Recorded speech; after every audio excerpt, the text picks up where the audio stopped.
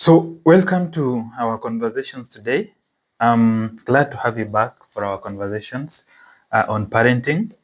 A very good topic that we are all passionate about because we want our children to grow up uh, and become better people in future.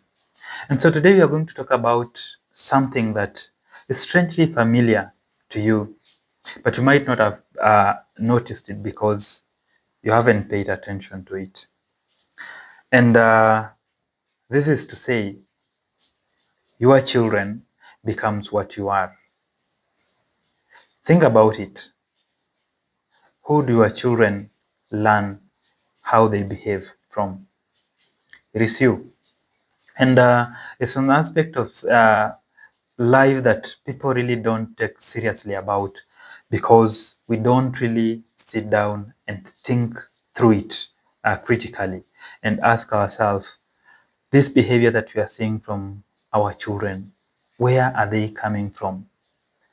Who told them that? When we've had them in our households for their entire period they've been growing up.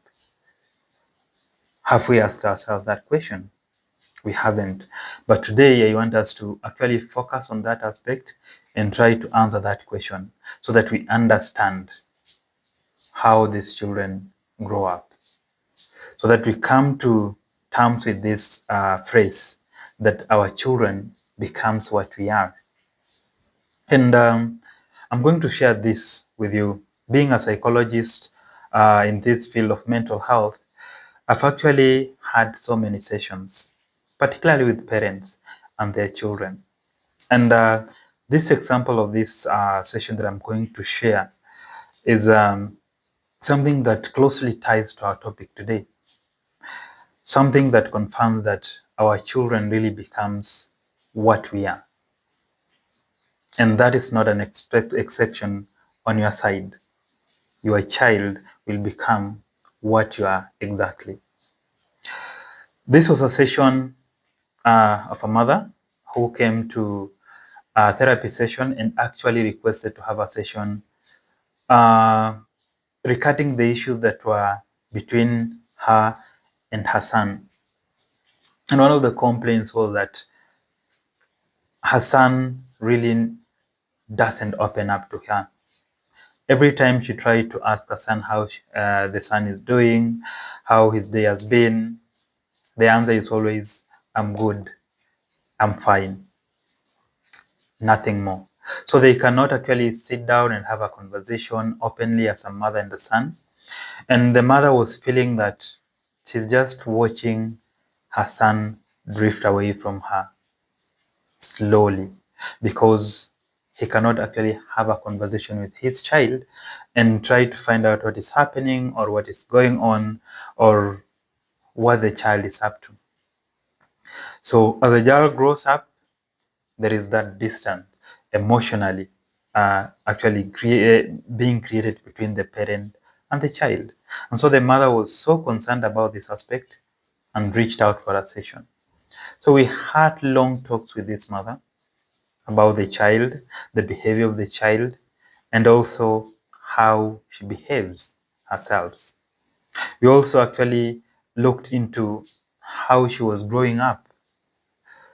And some of the aspects came up. The mother started to realize that most of the behavior that her son was exhibiting are exactly the behavior that she had growing up. And we came to notice that most of these behaviors, most of the things that this child was doing were a reflection of his mother. And the mother had not worked on this aspect of her life since childhood. And so silently, without verbally telling the child, the mother was transmitting this information and this behavior to the son. So probably growing up in her home, there was no aspect of sharing. There was no aspect of speaking up. Probably silence was taken as a sign of peace in the home. And so that is what she embodied growing up herself. And after becoming a parent, she never really understood how she grew up, and therefore she never worked on that aspect of her. Because she was still living her childhood, she actually passed this information from herself to the son without knowing. And the son actually began taking it up, embodying that behavior, and becoming a reflection of her mother. What are we trying to understand here? Is that what our children becomes is not primarily through what we tell them or what we teach them to become. What our children become is what they observe us do. It's what they see us do. It's what they see how we behave. That is what they pick. That is what they embody. And that is what they become. So that story shows us clearly that the son was not rejecting her mother. The son was just living how her mother lives. The son was actually reflecting the kind of parenting that the mother has given to him. That is why we actually sit down and try to think about that phrase that says, your child becomes who you are. And so if this is the case, if your child becomes who you are, if your child acquires the values, the character, and the behavior that you are as a person, then what values, what character, what behaviors are your child taking up from you? Think about it. Think about yourself. Think about how you solve problems in your home. Think about how you deal with stress in your home. Think about how you express love in your home. All those behaviors, all those forms of expression, all those forms of response to your environment is what exactly your child is learning, because that is what they see. And so if all the things that we are doing at our home is exactly what our children actually are seeing, observing, and learning, then the question comes in, is what you are exhibiting to your children the right thing, or the positive things, or the thing that you will want them to acquire growing up? Because come to think of it, what do you do when no one is watching? What is your integrity level? Because all these things that you are the ones that your children are going to take up. Your level of integrity become the level at which your children judges truth.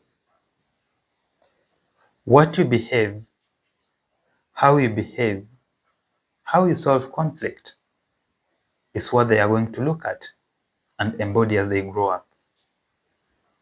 So our children actually do not just reflect what we behave or what we talk. They actually reflect the energy that is around our homes. If mistakes are met with anger, then children learn that aggression is a way of life. If fear dominates a home, then children learn that the world is an unsafe place. If love dominates the home, if parents are able to regulate their emotions, then children are able to learn that the world is safe and it's a better place to live. People are receptive and people are loving. And so, how do we make sure that everything that our children are taking up are the things or the values that we'd wish to have them take up? Is by working on ourselves. So then the question comes up, is really parenting shaping our children's life or shaping our life experience? The latter is the truth. Real parenting involves shaping our life and shaping how we live the life. Because we are the mirrors onto which we reflect what actually happens with the growth of our children. And so let us focus on making ourselves better as parents and then reflect better qualities to our children. And with that, we'll see how our children grow up beautifully and well organized. Come to think of it, every time you're at home, every time you look at your children, every time you see how your children behave, how your children respond to things, whatever you observe feels strangely familiar to you. But then ask yourself, where have you seen that before? It's very difficult to remember, or it's very difficult to pinpoint where you have seen that. But their behavior really looks strangely familiar to you. Why is it? It's because what they are actually behaving, what they're exhibiting, is a reflection of you. You might not have paid attention to yourself. That is why their behavior feels a bit strange, but still familiar to yourself. You can change that. When, as a parent, you become conscious of yourself and work on yourself so that you are able to have self-awareness as a parent, identify the behaviors that you have as a parent, identify your values as a parent, shape those values, shape your behaviors, become a person that can reflect positivity to your children. And then with that, those children are able to actually acquire the positive values, positive behaviors, positive character from you as a person. Then in the end of the day, you'll actually not, you will not need to tell your children how to behave. You won't need to give them instruction. You won't need to teach them verbally. They'll just acquire it from you. They just reflect who you are. So parenting between a father, a mother, and their children is almost like a mirror. When you look into a mirror, whatever you see, you are seeing yourself. As a parent, any time you look at your child, whatever you see in that child is exactly who you are. Like you said, those behaviors and that character might sound strangely familiar, might feel strange, but still familiar to you because you've not paid attention to yourself. Become conscious of yourself, understand yourself, be self-aware.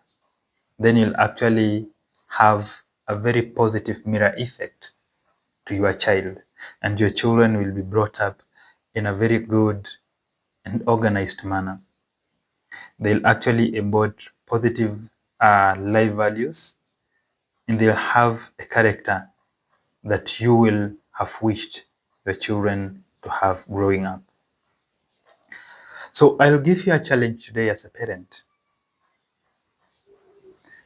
When you get home from wherever the place you are, be it work, school, or all that, look at your children, observe them keenly, try to understand what are the behavior that your children are showing, what emotions are they showing.